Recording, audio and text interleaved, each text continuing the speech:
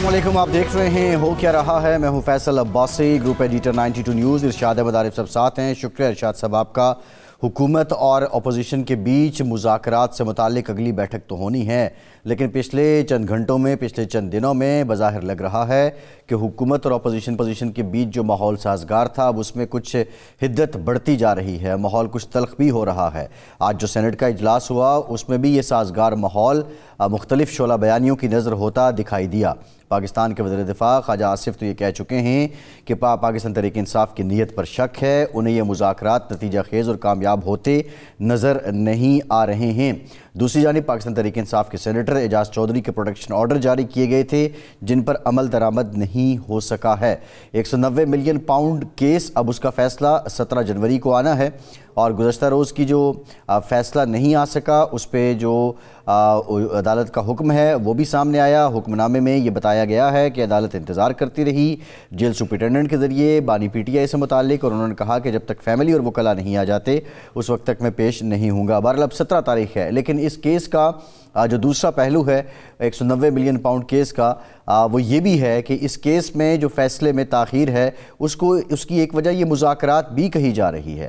مذاکرات سے متعلق تو بعض حلقوں کا یہ کہنا ہے، بعض لوگوں کا یہ کہنا ہے کہ پس پردہ اصل مذاکرات ہو رہے ہیں، یہ جو کمیٹیاں ہیں یہ تو ان مذاکرات کو چہرہ دینے کے لیے ہیں۔ بہرحال یہ کہانی کیا ہے، کیا جو امید پیدا ہوئی تھی کہ ملک کے اندر بھونچال کی کیفیت ختم ہوگی وہ امید ابھی بھی قائم ہے یا یہ امید دم توڑتی نظر آ رہی ہے؟ آج کے پروگرام میں ہم اس پہ بات کریں گے۔ آرمی چیف نے پشاور میں سیاسی جو عمائدین ہیں ان سے ملاقات کی ہے۔ انہوں نے کہا ہے کہ پالیسی صرف اور صرف پاکستان ہے، اور ریاست ہے تو سیاست ہے، اور ریاست خدا نخواستہ نہیں تو کچھ بھی نہیں۔ ہم سب کو بلا تفریق و تعصب دہشت گردی کے خلاف کھڑا ہونا ہوگا۔ انسان خطا کا پتلا ہے، ہم سب غلطیاں کرتے ہیں، غلطیوں کو نہ ماننا اور ان سے نہ سیکھنا اس سے بڑی غلطی ہے۔ دوسری جانب ایک اور اہم فیصلہ آج کابینہ کی طرف سے ہوا، جو آئی پی پیز ہیں چائنا کے 15 آئی پی پیز، ان کے ساتھ معاہدے دوبارہ کرنے کی منظوری لی گئی ہے۔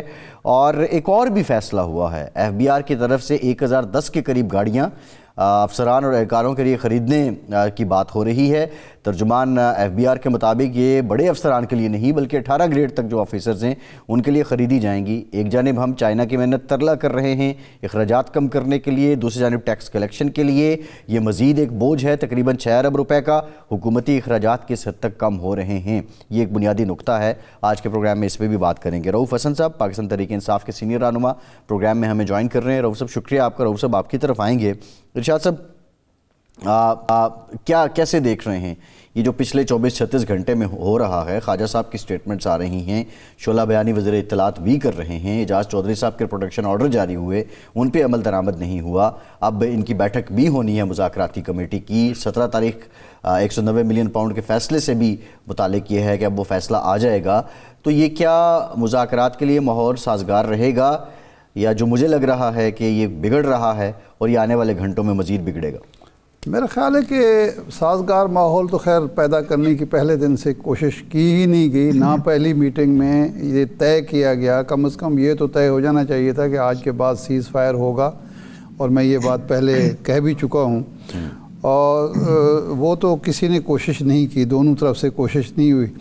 لیکن جو حیرت انگیز بات ہے جو خاص طور پر ہم دیکھتے ہیں جب شعلہ بیانی خواجہ آصف صاحب کی، تو خواجہ آصف صاحب ترجمانی کر رہے ہیں اس وقت کہیں نہ کہیں کسی نہ کسی کی۔ وہ از خود اس طرح کی بات کرنے والے نہیں ہیں، نہ اتنے وہ نڈر اور بہادر آدمی ہیں کہ لیڈران یا جن سے وہ جن کو جواب دے ہیں ان کے رخ کسی اور طرف ہو، یہ اس سے اختلاف کی جرات کرنے والے نہیں ہیں۔ کوئی نہ کوئی تو ان کو بھی آگے کر رہا ہے کہ آپ یہ کریں۔ لیکن سوال یہ ہے کہ حکومت کے پاس مذاکرات کے علاوہ آپشن کیا ہے؟ دیکھیں نا، آپشن ہوتے ہیں نا کہ اچھا جی یہ نہیں کریں کہ جو کچھ آپ نے آپشنز تھے اپوزیشن کو دبانے کے یا اپنی من مانی کرنے کے یا اپنی مرضی سے معاملات چلانے کے، وہ تو آپ نے پچھلے دور میں بھی استعمال کیے، اب بھی 10 مہینے سے آپ اقتدار میں ہیں، آپ نے کر لیے۔ تو آپشن تو یہی ہے حکومت کے لیے۔ اب کون چاہتا ہے کہ مذاکرات کامیاب ہوں؟ میرا خیال ہے شہباز شریف صاحب تو ضرور چاہتے ہوں گے۔ اب شہباز شریف صاحب کی اس خواہش کا کون احترام نہیں کر رہا، یہ میرے لیے ایک سوال ہے کہ بھئی کیوں وہ کون نہیں چاہتا کہ شہباز شریف صاحب حکومت چلائیں، جتنے عرصے کے لیے بھی وہ اپوزیشن سے کچھ نہ کچھ وہ وقت لیں اور اس کے ذریعے اپنا امیج بھی کہ بہتر کریں، معیشت کی بھی کچھ نہ کچھ بہتر کریں، اور اگلے الیکشن میں وہ جب بھی ہوتے ہیں جانے کے قابل ہوں۔ اب تک تو وہ خود مانتے ہیں، اور ساری پارٹی کے ہمارا جو کیپٹل جو پولیٹیکل کیپٹل جو تھا وہ سارا کا سارا ہم کنزیوم کر چکے ہیں، اور ہمارے پاس اب کچھ نہیں ہے وہاں کے پاس جانے کے لیے۔ پچھلے سال بھی نہیں تھا، اب تو مزید حالات خراب ہیں۔ تو اس لیے جو بریدنگ سپیس چاہیے حکومت کو وہ مذاکرات کے ذریعے مل سکتی ہے، لیکن مسلسل اس میں رکھنے بھی اٹکائے جا رہے ہیں۔ اب دیکھیں نا، اعجاز چودھری صاحب کا پروٹیکشن آرڈر جاری ہوا ہے، اگر وہ آ جائیں گے ایوان میں تو کیا ہو جائے گا؟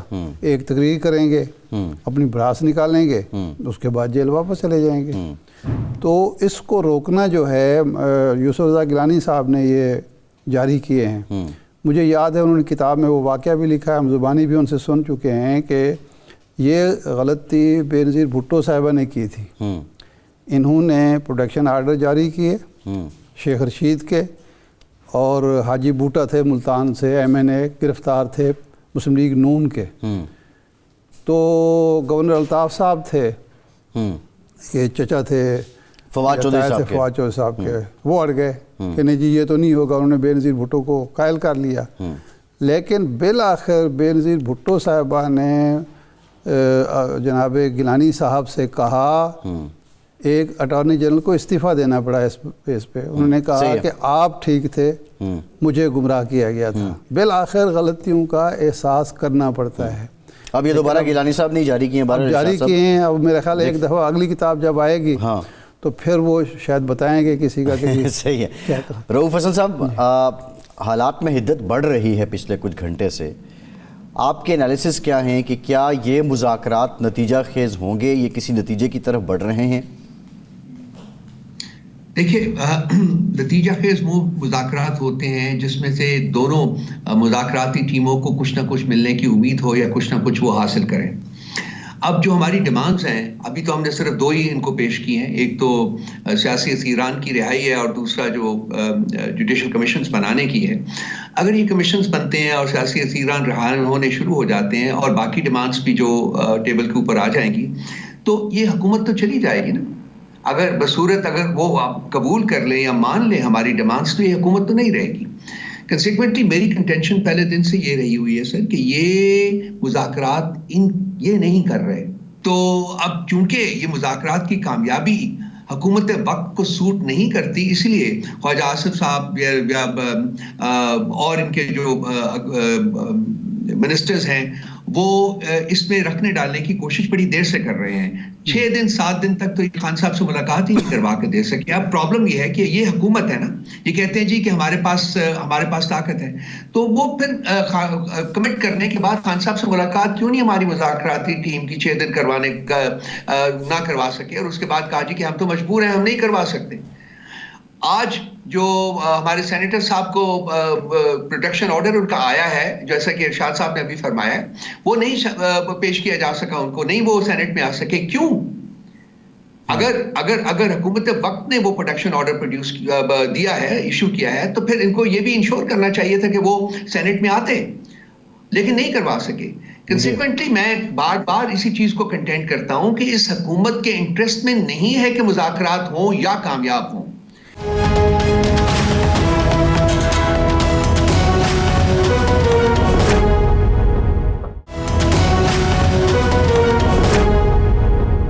حکومت کے بارے میں ہمارا یہ ہے نقطہ نظر کہ جی وہاں 2 گروپ ہیں، ایک چاہتا ہے مذاکرات ہوں، دوسرا چاہتا ہے مذاکرات ناکام ہوں۔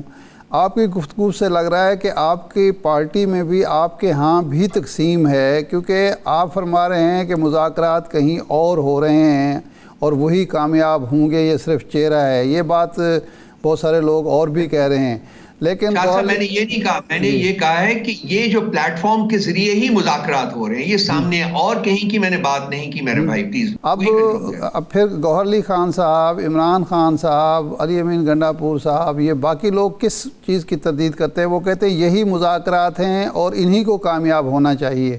اگر آپ بھی نہیں چاہتے کہ مذاکرات کامیاب ہوں، وہ بھی نہیں چاہتے، تو پھر یہ ڈھونگ رچایا کیوں گیا ہے؟ دیکھیے، ہم یہ نہیں چاہتے، ہم یہ نہیں کہہ رہے کہ مذاکرات کامیاب نہیں ہونے چاہیے. ہم مذاکرات کامیاب ہونے چاہیے اور آئی ہوپ اینڈ پرے کہ مذاکرات کامیاب ہو. میں صرف عرض یہ کر رہا ہوں کہ یہ جو لوگ ہیں جو کہ اپیرنٹلی جن کے ساتھ مذاکرات ہو رہے ہیں، جو ٹیمیں بنی ہوئی ہیں، ان کے پاس پاور نہیں ہے، ان کے پاس فیصلہ کرنے کی طاقت نہیں ہے، فیصلے کہیں اور سے ہو رہے ہیں. اور لازمی بات ہے کہ مذاکرات نہ ہوتے، اگر ان لوگوں کی اس میں رائے شامل نہ ہوتی، ان کی اپروول نہ ہوتی، تو یہ ان کی اپروول کے ساتھ مذاکرات ہو رہے ہیں اور انہی سے اسی لیے اجازت دی جاتی ہے. ہمارے بندوں کی ملاقات نہیں کروا سکتے، سینیٹر اعجاز چودھری صاحب کو پروڈیوس نہیں کیا گیا. وہ مطلب ان کے کراس کرنٹس ہیں اپنے اندر. تو مذاکرات کے ساتھ تو ہماری امیدیں جڑی ہوئی ہیں اور ہم چاہتے ہیں کہ مذاکرات ہوں. ہم تو پہلے دن سے یہ کہتے تھے کہ جی جن کے پاس طاقت ہے مذاکرات کرنے کو نہیں سکتا. سوری، اگر آپ یہ کہتے ہیں کہ جی مذاکرات کی کامیابی کا دار و مدار اس بات پر ہے کہ یہ فارغ ہو جائیں، دیکھیں مذاکرات میں گیو اینڈ ٹیک ہوتا ہے، کچھ آپ کو پیچھے ہٹنا پڑے گا، کچھ. اگر شرط بنیادی یہ ہے کہ جی حکومت چھوڑ دیں، تو پھر تو ظاہر ہے مذاکرات کا بھی کوئی فائدہ نہیں، اور وہ حکومت کیوں چھوڑیں؟ دیکھیے ارشاد صاحب، میں نے کہا نا کہ جو ہمارے مطالبات ہیں جو ہم ٹیبل کے اوپر رکھ رہے ہیں، اس کے نتیجے میں یہ حکومت ختم ہو جائے گی. کنسیکوینٹلی میں صرف یہ عرض کر رہا ہوں کہ حالانکہ کی اپروول ہے یہ مذاکرات کے ساتھ، لیکن اس حکومت کا انٹرسٹ اس کی کامیابی میں نہیں ہے، کیونکہ ان کو اپنے وجود کے اوپر شکوک و شبہات پیدا ہو گئے ہیں. ان کی اپنی کنٹینیوٹی کے اوپر ان گورنمنٹ لوگوں کو شکوک و شبہات پیدا ہو گئے ہیں. یہ میرا پوائنٹ ہے جو میں کہہ رہا ہوں. اس لیے ہمارے میں کوئی دو آراء نہیں ہے. ہم لوگ جینوئنلی ان مذاکرات میں شامل ہوئے ہیں. ہم چاہتے ہیں کہ یہ مذاکرات کامیاب ہوں. ادروائز ہم اب ریلیکس نہ کرتے. جو اپنی پوزیشن تھی، وہ خان صاحب نے وہ پوزیشن ریلیکس کر کے مذاکرات میں شمولیت کی حامی بھری ہے. دیکھیں مذاکرات جب بھی ہوتے ہیں تو حکومت اپوزیشن دونوں مطالبات ٹیبل کرتے ہیں، اس پر نیگوسیشن ہوتا ہے. آپ نے دو مطالبات رکھے ہیں، اسیروں کی رہائی اور جوڈیشل کمیشن کا قیام. اگر یہ دونوں پر حکومت آمادہ ہو جاتی ہے تو اس کے بعد آپ نیا مطالبہ کس اصول کے تحت کریں گے؟ کیونکہ آپ کے تو دونوں مطالبات سامنے آ گئے. اگر آپ نے پھر مطالبہ نیا کر دیا تو اس کا مطلب یہ ہوگا کہ آپ قسطوں میں مطالبات کر کے چاہتے نہیں ہیں کہ پہلے جو یا کچھ آپ حاصل کر کے پھر نیا حاصل کرنا چاہتے ہیں. تو یہ حکومت ایسے کس طرح تیار ہوگی؟ دیکھیے، میں نے یہ نہیں کہا جی کہ نئے مطالبات ہم رکھیں گے. یہ دو مطالبات ہیں اور خان صاحب نے یہ سوچ سمجھ کے دو مطالبات رکھے ہیں، اس لیے کہ ان دونوں مطالبات کے پورے کرنے کے لیے کوئی لمبے چوڑے لیجسلیٹو پروسیس کی ضرورت نہیں ہے. ٹھیک ہے جی. جہاں تک رہا یہ جو جوڈیشل کمیشنز ہیں، یہ ایگزیکٹو آرڈر کے ذریعے بن سکتے ہیں، اسٹریٹ اوے بن سکتے ہیں. نمبر ایک، صرف پرنسپلڈ اپروول چاہیے. نمبر دو، سیاسی اسیروں کی قیدی، اس میں ہم یہ چاہ رہے ہیں کہ یہ جو گورنمنٹ کی طرف سے انٹرونشن ہے، جو بیلز نہیں ہونے دے رہے ہیں، جو عدالتوں کے اوپر پریشر ہے، ان کو ریموو کریں. اور جب یہ ریموو کریں گے تو وہ ود ان ڈیز جو ہمارے اسیران ہیں وہ باہر آ جائیں گے. تو یہ دونوں ہم ان دونوں جو ہمارے ڈیمانڈز ہیں، ان کے ساتھ ان کی ہم یہ چاہتے ہیں کہ گیج کریں کہ حکومت کی کتنی سیریسنس ہے. وہ آپ بھی یہی ہیں.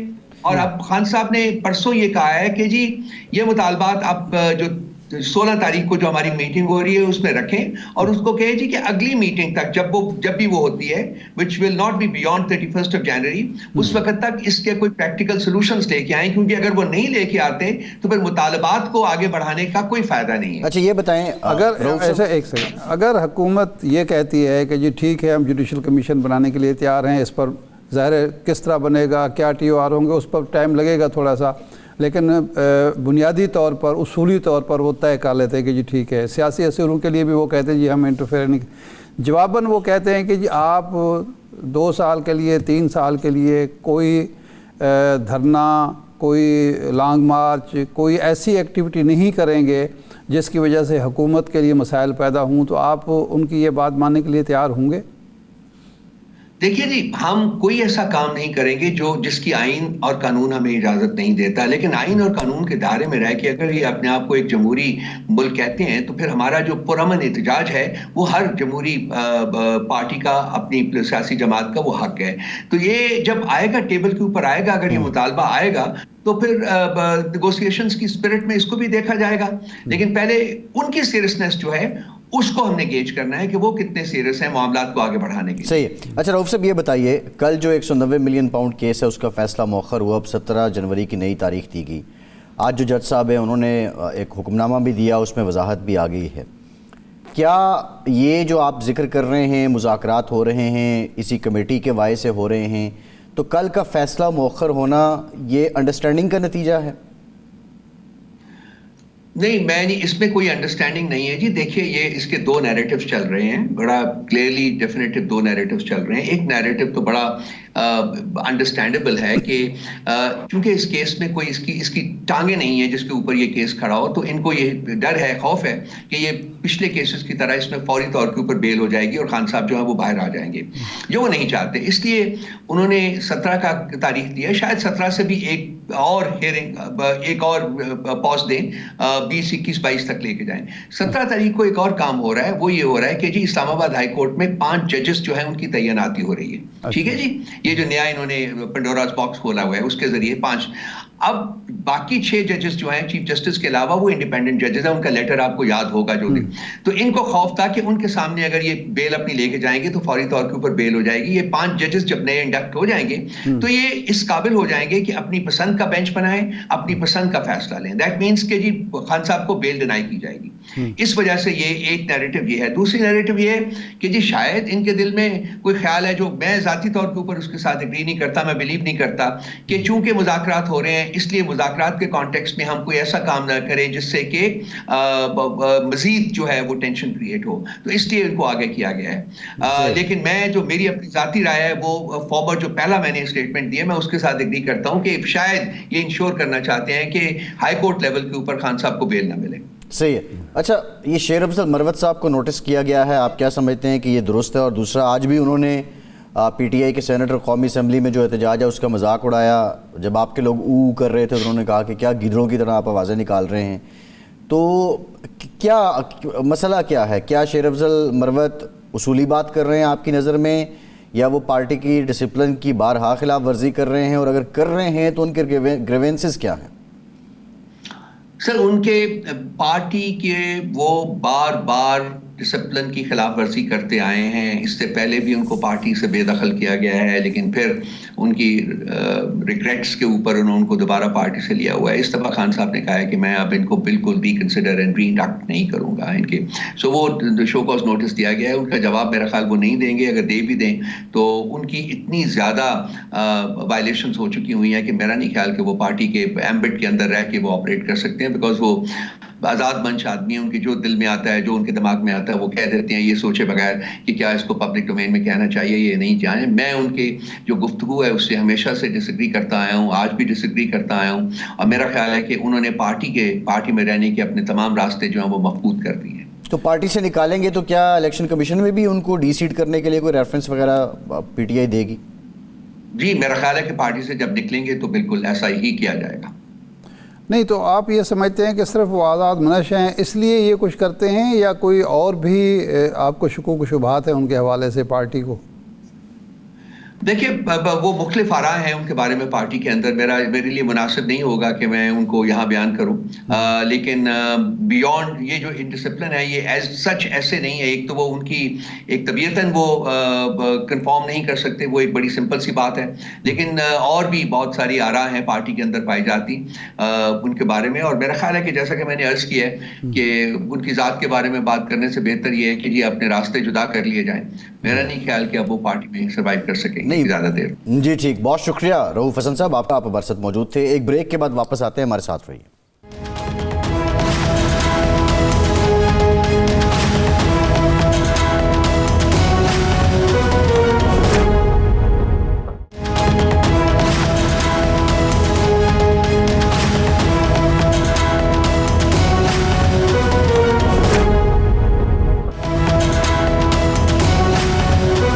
بریک کے بعد ایک بار پھر سے آپ کا خیر مقدم کرتے ہیں ارشاد صاحب. 15 جو چائنیز IPPs ہیں ان کے ساتھ دوبارہ معاہدے کیے جائیں گے. کابینہ نے منظوری دی ہے. توقع یہ ظاہر کی جا رہی ہے کہ 10 سے 12 روپے جو بجلی ہے وہ فی یونٹ سستی ہو جائے گی. حکومت اخراجات کم کرنے اور بجلی سستی کرنے کے لیے بھرپور کوششیں کر رہی ہے.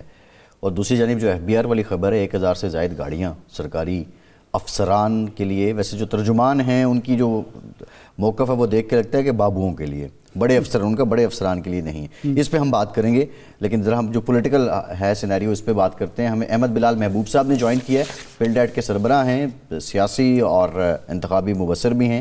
بہت شکریہ احمد صاحب آپ کا. احمد صاحب یہ بتائیے کہ یہ سب جو ہو رہا ہے, کیونکہ آپ بڑا کینلی سارے معاملات کو آبزرو بھی کر رہے ہیں, دیکھ رہے ہیں, یہ جو پچھلے 24 گھنٹے سے کچھ ماحول جو پہلے سازگار تھا اس پہ پھر حدت آ رہی ہے, کیا یہ مذاکرات کی بیل آپ کو منڈے چڑھتی نظر آتی ہے؟ بہت شکریہ.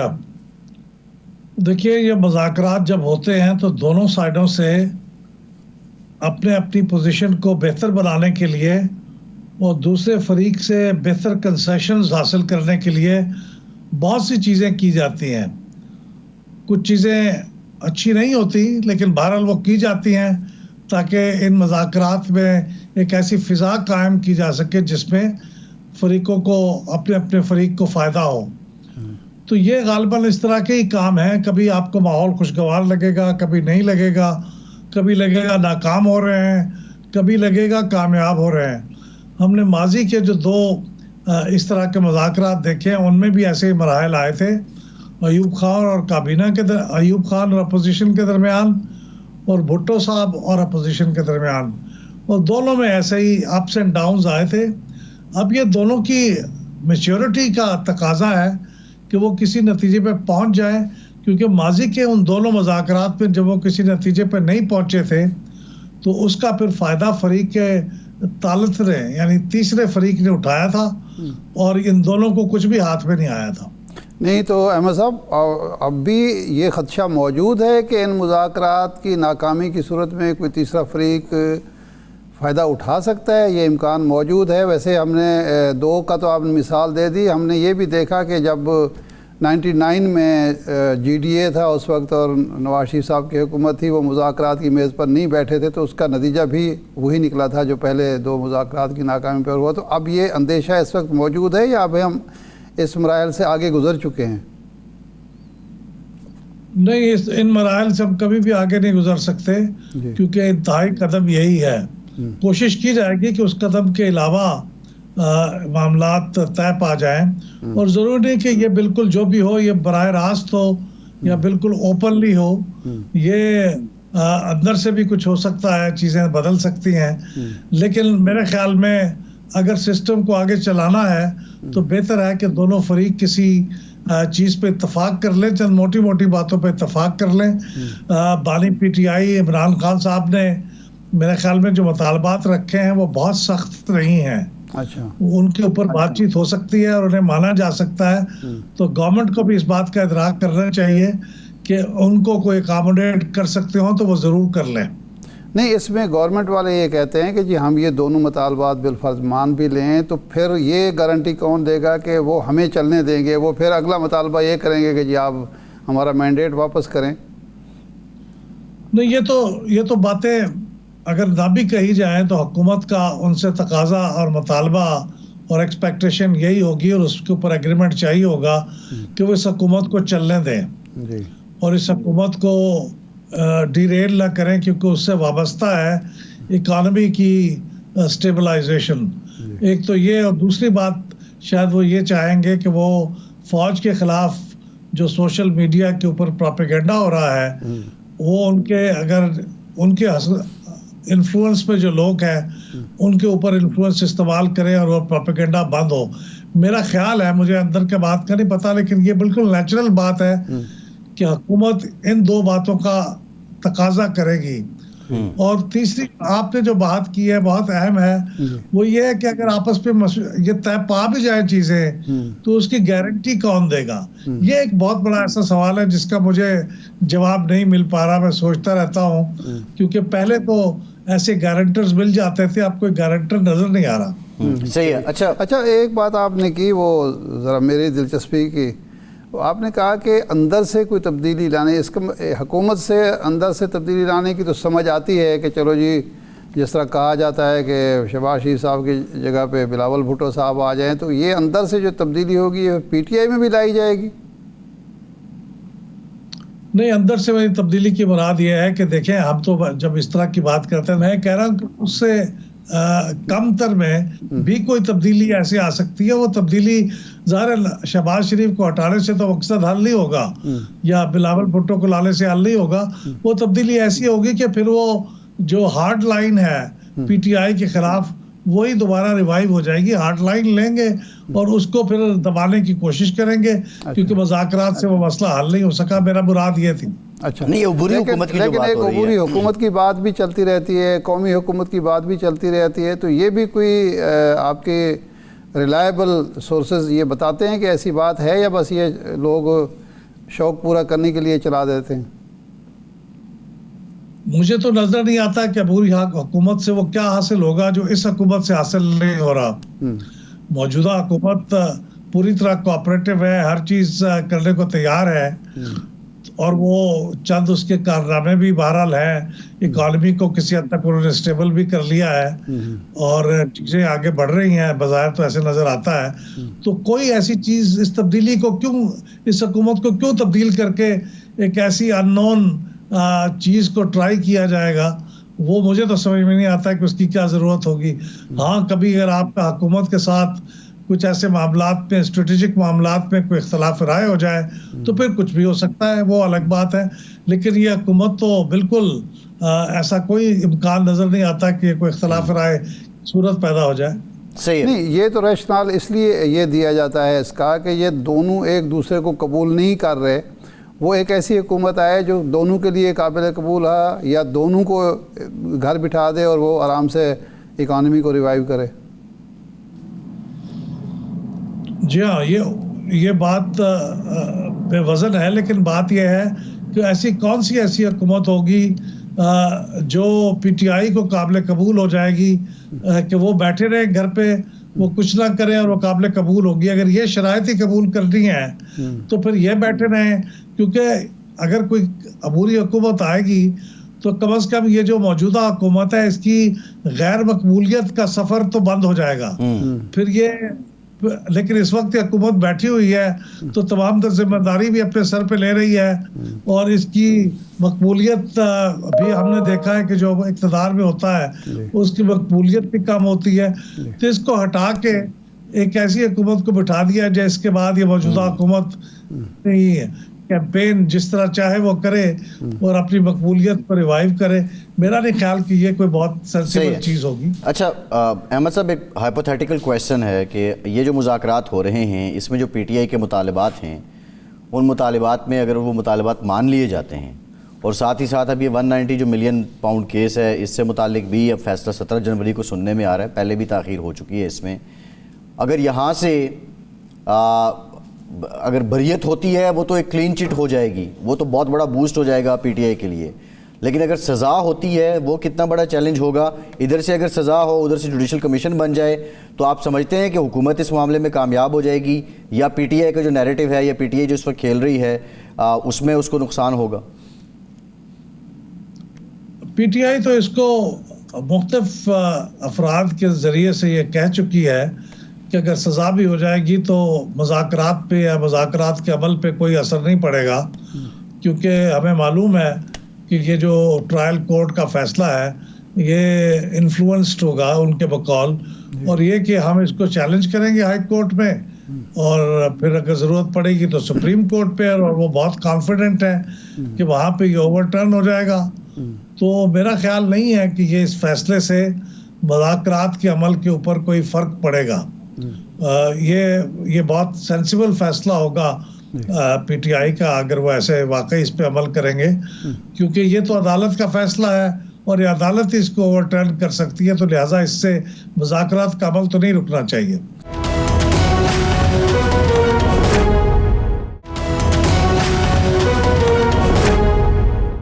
ایک طبقہ یہ کہہ رہا ہے کہ یہ جو مذاکرات شروع ہوئے وہ بھی کسی اندرونی یا بیرونی دباؤ کا نتیجہ ہیں، اور پی ٹی آئی نے اپنے 4 مطالبات تھے، 26ویں آئینی ترمیم کا خاتمہ یا واپسی، ہمارے مینڈیٹ کی واپسی، اور 2 یہ مطالبات ہیں جو اس وقت ہیں، وہ ان 2 مطالبات پہ آ گئی، ایک فلیکسیبل پوزیشن پہ آ گئی۔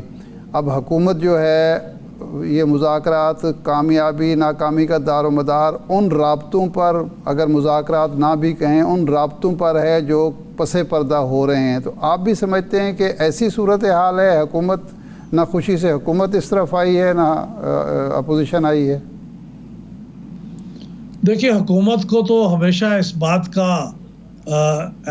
اس بات کو پریفر کرتی ہے کہ اگر اس کے خلاف کوئی سڑکوں کے اوپر احتجاجی تحریک چل رہی ہو تو وہ رک جائے اور وہ مذاکرات کی طرف آ جائے۔ حکومت کو تو ہمیشہ اس کا فائدہ ہوتا ہے، حکومت اس کو ویلکم کرتی ہے، تو حکومت نے تو اس کو میرے خیال میں بالکل ویلکم کیا ہوگا۔ لیکن جو پی ٹی آئی ہے اس نے اپنی پوزیشن کو بہت میں سمجھتا ہوں کہ سگنیفیکنٹلی تبدیل کیا ہے۔ ان کا جو بنیادی مطالبہ تھا وہ یہ کہ ہمارا مینڈیٹ چوری ہوا ہے، وہ مینڈیٹ ہمیں واپس کیا جائے۔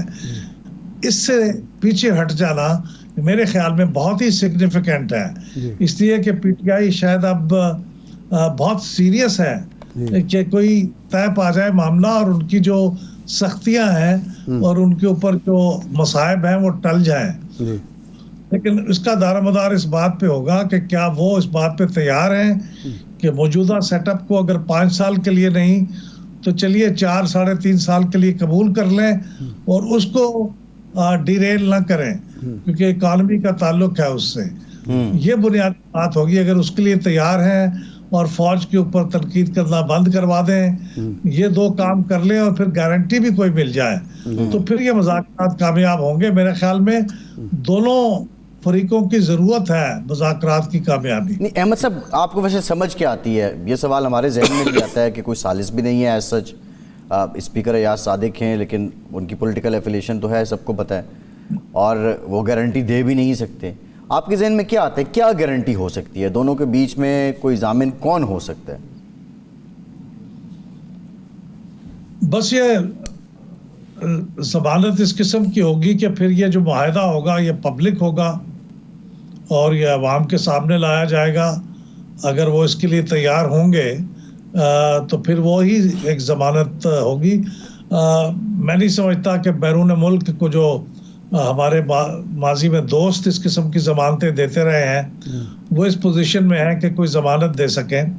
میرے خیال میں اسی پہ بات بنیادی طور پہ ہو رہی ہوگی، کیونکہ سب سے مشکل کام یہ ضمانت کا ہے، اور کوئی جس دن کوئی ضمانت قابل اطمینان ان کو مل جائے گی تو میرا خیال یہ معاملات بھی طے پا جائیں گے۔ اچھا، یہ فرمائیں کہ ٹرمپ صاحب آگے بہت سارے لوگوں کے تجزیوں کے توقعات کے برعکس وہ اب 20 کو اقتدار سنبھال رہے ہیں۔ میں صرف یہ بات نہیں کر رہا کہ عمران خان جس طرح کے یہاں ڈسکشن ہو رہی ہے، اوورآل ہماری جو پالیسیز ہیں، پولیٹیکل بھی، فارن پالیسی، ہمارے اقتصادیات، اس پر کتنا اثر ہوگا، کتنی تبدیلی واقع ہوگی؟ بائیڈن دور میں جو کچھ ہو رہا تھا اور ان کے دور میں ہم کیا توقعات کر سکتے ہیں؟ پاکستان کے حوالے سے کیا اثرات مرتب ہوں گے؟ دیکھیے، ایک اس کا پہلو یہ ہے کہ کیا پی ٹی آئی کے لیے ٹرمپ انتظامیہ کوئی قدم اٹھانے کے لیے تیار ہوگی ان کے حق میں اور حکومت پاکستان سے کچھ کہنے کے لیے؟ اس کا بڑا دار و مدار، اس کا امکان موجود ہے، اور اس کی بڑی وجہ یہ ہے کہ بیرون ملک، خاص طور پہ امریکہ میں جو مقیم پاکستانی ہیں وہ کانگریس مین کے ساتھ اور صدر ٹرمپ جو ہونے والے صدر ہیں ان کے ساتھ اور ان کی پارٹی کے ساتھ لابنگ کرتے رہے ہیں، اور ان کے پاس پروفیشنل لابسٹ بھی ہیں اور ان کے پاس اپنے وسائل بھی ہیں، جس کی وجہ سے وہ اس قسم کا کوئی دباؤ یا اس قسم کا کوئی پیغام وہ وہاں سے انجینئر کر سکتے ہیں۔ اور دباؤ کا جو سب سے بڑا پہلو ہے وہ یہی ہے، کیونکہ ہمیں اب امداد تو کوئی بہت زیادہ نہیں ملتی، لیکن میرے خیال میں ہماری جو ایکسپورٹ ڈیسٹینیشن ہے امریکہ وہ سب سے بڑی ہے. ڈر یہ ہوگا کہ کہیں اس کے اوپر کوئی ٹیکس ویکس نہ لگ جائے, کوئی ڈیوٹیز نہ لگ جائیں, جس سے ہماری ایکسپورٹس مہنگی ہو جائے, پھر کم ہو جائے اور ہمارا زر مبادلہ کمانے کی استطاعت جو ہے وہ کمزور ہو جائے. تو یہ امکانات ہیں مجھے لگتا ہے. باقی وہ جنرلی پرائیویٹ سیکٹر کو غالباً انکریج کرنا چاہیں گے اور فوجی طاقت کو اور سرکار کو وہ بہت زیادہ شاید مضبوط ہوتے نہیں دیکھنا چاہیں گے. یہ ان کی اوورال ایک اسٹریٹجی مجھے لگتا ہے کہ پوری دنیا کے اندر اور خود اپنے ملک کے اندر بھی یہی ہے, تو پاکستان کے ساتھ بھی یہی ہوگی. لیکن اس کا بڑا دار و مدار یہ ہوگا کہ وہاں پہ جو لابی کرنے والے اوورسیز پاکستانی ہیں وہ کتنی شدت سے کرتے ہیں, اور عین ممکن ہے کہ مذاکرات میں یہ بات بھی شامل ہو کہ آپ یہ کوئی ایسی لابنگ کے ذریعے کوئی ایسا کام نہیں کریں گے جو ان کے خیال میں ملک کے مفاد کے خلاف ہو اور اکانومی کے خلاف ہو. ہم چین کے اسٹریٹجک پارٹنر ہیں, اپنے آپ کو کم از کم یہ کہتے ہیں پرنسپل اسٹریٹجک پارٹنر ہے چائنا ہمارا. چین کے حوالے سے جو کچھ ٹرمپ صاحب بیانات دیتے رہے ہیں, جو پالیسیز نظر آتی ہیں, اس کے اثرات بھی ہم پر مرتب ہو سکتے ہیں. یہ بڑی اب تک تو حکومت پاکستان میں سمجھتا ہوں کافی اسمارٹلی ان دونوں طاقتوں کے درمیان کچھ راستہ بنا کے گزرتی رہی ہے. لیکن میرا نہیں خیال کہ چین کے ساتھ وہ تعلقات کو کسی لیول پہ کمپرومائز کرنا چاہیں گے, کیونکہ یہ ہمارا ہمسایہ بھی ہے, ابھرتی ہوئی طاقت بھی ہے اور ہمارا ایک آزمودہ دوست بھی رہا ہے. تو اس لیے چین کے ساتھ تو نہیں کریں گے, لیکن بہرحال انگیجمنٹ امریکہ کے ساتھ رہے گی تاکہ یہ دونوں کام ساتھ ساتھ چلتے رہیں. یہ چل سکتے ہیں, ابھی بھی چلے ہیں, ماضی میں بھی چلے ہیں, ٹرمپ صاحب کے زمانے میں بھی چلے ہیں, اب بھی چل سکتے ہیں. یہ ڈپینڈ کرتا ہے کہ ہماری ڈپلومیسی کتنی ایفیکٹو ہوتی ہے. صحیح ہے. احمد صاحب بریف کمنٹ کر دیں, ٹرمپ کی سفارش پہ پاکستان میں بانی پی ٹی آئی کو اگر کوئی ریلیف ملتا ہے تو پی ٹی آئی نے وہ نیریٹیو جو حقیقی آزادی کا اور غلامی سے نجات کا بنایا تھا, کیا وہ ہرٹ نہیں ہوگا؟ بہت ہرٹ ہوگا, بہت ہرٹ ہوگا. اس لیے آپ دیکھتے ہیں کہ ابھی بھی پی ٹی آئی کے جو زعماء ہیں وہ بہت پینز لیتے ہیں اس کی تردید کرنے میں کہ ہم جو کچھ بھی چاہتے ہیں وہ ود ان دی کنٹری چاہتے ہیں, ہم باہر سے نہیں چاہتے, امریکہ سے نہیں چاہتے, کیونکہ یہ واقعی ایک بہت کمزور کرے گی پی ٹی آئی کو اور ان کی دلیل کو جو ماضی میں وہ استعمال کرتے رہے ہیں کہ ہمارے خلاف ایک بیرون ملک سازش ہو رہی ہے. تو اب پھر اگر یہ ہوگا تو یہ تو بالکل اس کے الٹ ہو جائے گا اور یہ ہرٹ کرے گا پی ٹی آئی کو یقیناً. جی ٹھیک, بہت شکریہ احمد بلال محبوب صاحب آپ کے وقت کا. میرا سوال یہ ہے کہ ہم نے آئی ایم ایف کی شرائط کے آگے سکویز کر لیا خود کو. ٹھیک ہے, آپ نے ادارے بند کیے, آپ نے رائٹ سائزنگ کی, یہ سب اقدامات کرنے ہی تھے. ایک دن آئی ایم ایف نہ بھی کہتا تو ایک دن ہم نے کرنے تھے. لیکن وہی لیکیجز, یہ لیکیجز ہے نا ایک طرح کی. ٹھیک ہے, آپ کو اگر 1000 گاڑی کی ضرورت ہے, اگر آپ اس میں 100 گاڑی سے کام چلا لیں یا 200 سے چلا لیں یا 300 سے چلا لیں, کچھ تو بوجھ کم ہوتا, باقی آپ کیپیسٹی بلڈنگ پہ لگا دیتے. یہ لیکیجز اگر ہوتی رہیں, ہم یہ پروگرام کامیابی سے پورا کر بھی گئے, ہمارے پاس ریمیٹنسز بھی زیادہ ہو گئی, ہمارے پاس فورن ایکسچینج ریزروز بھی زیادہ ہو گئے, اس کے بعد ہم کتنا عرصہ سسٹین کریں گے؟ اصل میں تو ہمیں عیاشی کی لیکیج روکنی پڑے گی. دو چیزیں ہیں جس پر دیکھیں پوری دنیا میں ہیومن انٹریکشن جو ہے وہ کم کیا جا رہا ہے, بلکہ نہ ہونے کے برابر رہ گیا ہے. یہاں ہیومن انٹریکشن بڑھایا جا رہا ہے. یہ افسر جائے گا, مطلب بدگمانی نہیں کرنی چاہیے, لیکن تجربے کی بات ہو رہی ہے. پہلے یہ نہیں ہے کہ ایف بی آر اس وقت بھی چپ کر کے بیٹھا ہوا ہے یا ایکسائز ٹیکسیشن کا جو محکمہ ہے وہ چپ کر کے بیٹھا ہوا. ہوتا کیا ہے کہ ایک بندے کو پکڑتے ہیں, اس کے بعد مکمکا کرتے ہیں. وہ جو چوری کر رہا ہے ٹیکس, وہ کچھ نہ کچھ ادائیگی کر دیتا ہے. وہ جو اس نے پکڑا ہے اس کی جیب میں چلی جاتی ہے. یعنی یہ تماشا نہیں ہے کہ جو ٹیکس گزار ہے وہ پیدل چل رہا ہے اور جو ٹیکس کلیکٹر ہے اس کو گاڑیاں دے رہے ہیں. یعنی ہو یہ رہا ہے کہ ٹیکس گزار جو ہے وہ کرائے کے مکان میں رہ رہا ہے, وہ اپنے کاروبار میں لگا ہوا ہے کہ جی میں وہ پیسہ بجائے اس کے مکان پہ لگاؤں کرائے پہ رکھ لیتا ہوں. اور وہ جو ٹیکس کلیکٹر ہے اس کی ایک کوٹھی سے دوسری کوٹھی بن رہی ہے, ایک گاڑی سے دوسری گاڑی اس کی ہو رہی ہے, ایک سرکاری گاڑی ملی ہوئی ہے, ذاتی گاڑی بھی بنا لی ہے, اور انہی ٹیک سے ہیومن انٹریکشن جو ہے اس کو کم کرنے کی ضرورت ہے، نہ کہ اس کو بڑھائیں. اور جس طرح میں نے کہا ہے کہ اگر بڑھانا بھی ہے تو کوئی گارنٹی ہونی چاہیے کہ جس کے نتیجے میں. پروگرام کا ٹائم ختم ہو گیا. بہت شکریہ آپ کا. آج سے اتنے اجازت دیجیے.